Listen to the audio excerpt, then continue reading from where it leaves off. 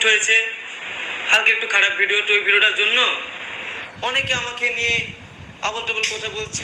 Video হয়েছিল, হ্যাঁ video করেছিল, কিন্তু সেই ভিডিওটা মোদিকে হঠাৎ পোস্ট করে দেয়, যে বলে যে তুমি যদি আমাকে বিয়ে না করো আরো ভিডিও পোস্ট করবো, তোমার লাইফ বরবাদ করে দেবো।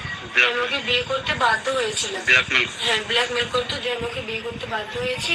আর এখন ওইসব ভিডিও ভাইরাল করে কোনো আমার দিকে আর ফিরে তাকাচ্ছে না। ছিল, হ্যাঁ ভিডিও করেছিল, কিন্তু সেই ভিডিওটা মোদিকে হঠাৎ পোস্ট করে দেয়, যে বলে যে তুমি যদি আমাকে বিয়ে না করো আরো ভিডিও পোস্ট করবো, তোমার লাইফ বরবাদ করে দেবো। আমি ওকে বিয়ে করতে বাধ্য হয়েছিলাম, হ্যাঁ ব্ল্যাকমেল করতো যে আমি ওকে বিয়ে করতে বাধ্য হয়েছি। আর এখন ওইসব ভিডিও ভাইরাল করে কোনো আমার দিকে আর ফিরে তাকাচ্ছে না, এখন অন্য মেয়েদেরকে নিয়ে ফুর্তি করে বেরোচ্ছে। এখন তাহলে আমার লাইফটা কি হবে? এখন তো আমার পুরো জীবনটাই বরবাদ করে দিল। তাহলে আমি এখন কি করবো আমি বলেন? কারণ আমার তো একটা লাইফ আছে, তাই না? আমি একটু বাঁচতে চাই, কারণ ওর জন্য যদি আমি মরে যাই তাহলে আমার ফ্যামিলি তো আমার জন্য শেষ হয়ে যাবে, তাই না? আর ও এখন আমাকে বিয়ে করে অন্য মেয়ে নেয় আসছে, এখন আমার দিকে ফিরে তাকাচ্ছে না। যে ছেলেটা অ্যাকিউজড আছে, সে মাইনর ছেলে আছে, তার বয়স হচ্ছে 17 ইয়ার্স।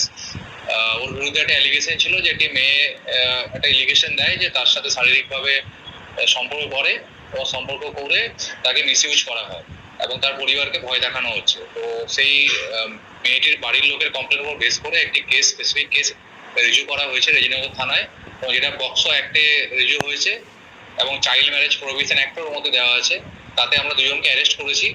যে ইউটিউবারের কথা আপনারা বলছেন, সে ছেলেটির বয়স 17 বছর। তো অ্যাজ পার পক্সো অ্যাক্ট তাকে আমাদের জুভেনাইল জাস্টিস যে বোর্ড আছে জেজেবি, সেখানে প্রোটেকশন করতে হবে এবং তারা যেটা সিদ্ধান্ত নেবে তাকে মেবি হোমে স্থানান্তরিত করা হবে এবং আমাদের বাকি যে লিগেল প্রসিডিওর আছে মেডিকেল থেকে শুরু করে সেখান থেকেই হবে। আমরা পিসি নিচ্ছি না, কারণ জুভেনাইলদের পিসি নেওয়া হয় না। অ্যাজ পার জেজেপি যেমন ইনস্ট্রাকশন দেবে আমরা সেই